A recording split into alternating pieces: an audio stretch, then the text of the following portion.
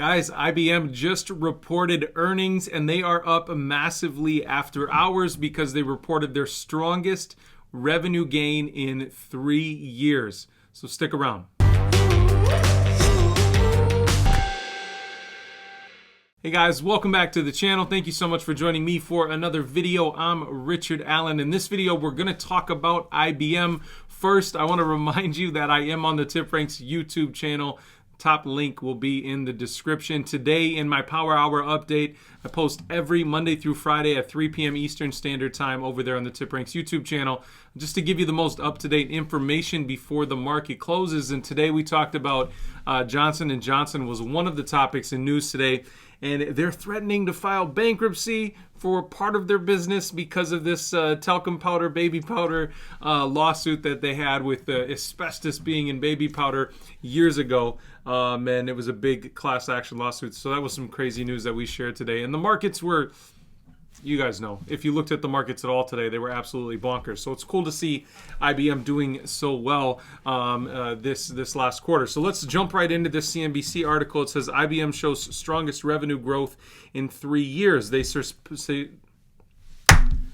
surpassed expectations on top and bottom lines. The company acquired a slew of other companies in the quarter as well. IBM shares rose nearly 4%. They're over 4% now and extended trading on Monday after the enterprise technology and services provider reported second quarter earnings that came in stronger than analysts had expected. Here's how the company did. Earnings, $2.33 per share adjusted versus $2.29 per share as expected by analysts according to Refinitiv.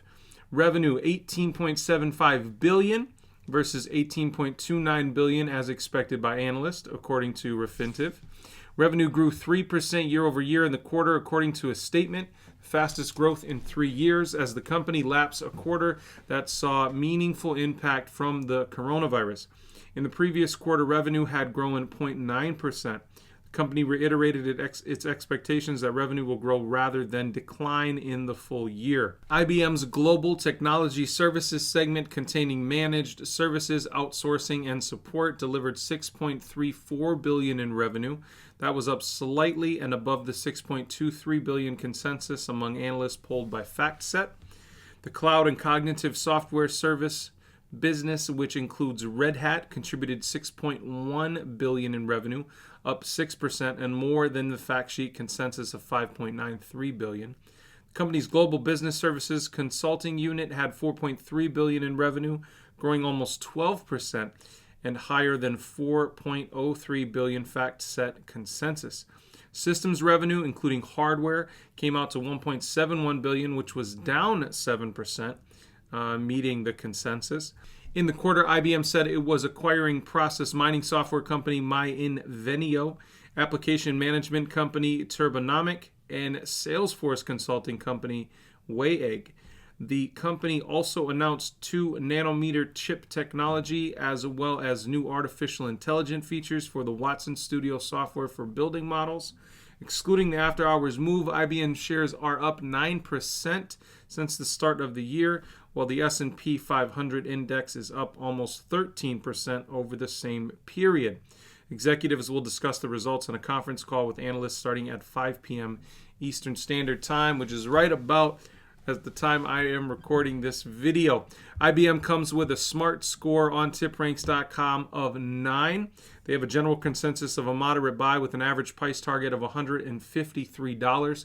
They're trading at $142 or so, almost $143 right now after hours, up 3.5%. As of recording this video right now. Hedge fund activity has decreased 94.2K shares over the last quarter. There has been really no meaningful data on insider trading.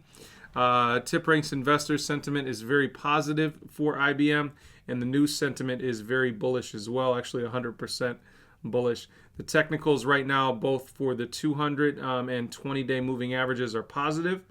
And the fundamentals have a 25.5% return on equity asset growth over the past 12 months. And take a peek at that chart. Actually looks pretty darn good. If you take a peek at what the analysts have to say, again, moderate buy based on 7 analyst ratings. with an average upside of just over 9% right now for IBM. IBM it has been around for a very, very, very long time. They're not a growth company anymore, but it's certainly good to see these segments of artificial intelligence and service grow for them while the hardware sector of their business is declining, because there are much better margins in the service areas and artificial intelligence and things like that than there are in hardware. Guys, that is all I have for you for this video. Thank you so much for joining me for another video. I appreciate it. Again, you can see me at 3 p.m. Eastern Standard Time, Monday through Friday, over on the Tip Ranks YouTube channel. And if I don't post here on Monday through Friday during the week, I am posting a second video on the Tip Ranks YouTube channel. So keep that in mind. Eventually, all my content will be over there. So look forward to that. If you haven't subscribed already, please do so and hit that bell so you can get notified when myself or anybody on the Tip Ranks team, we have Sam from My Financial Friend over there posting as well, somebody from Anna from the UK, and then we have Julie from JT Wealth posting as well, which is a fantastic group of people giving you a lot of different news and ideas for the market. Guys, thank you so much. I'll see you tomorrow.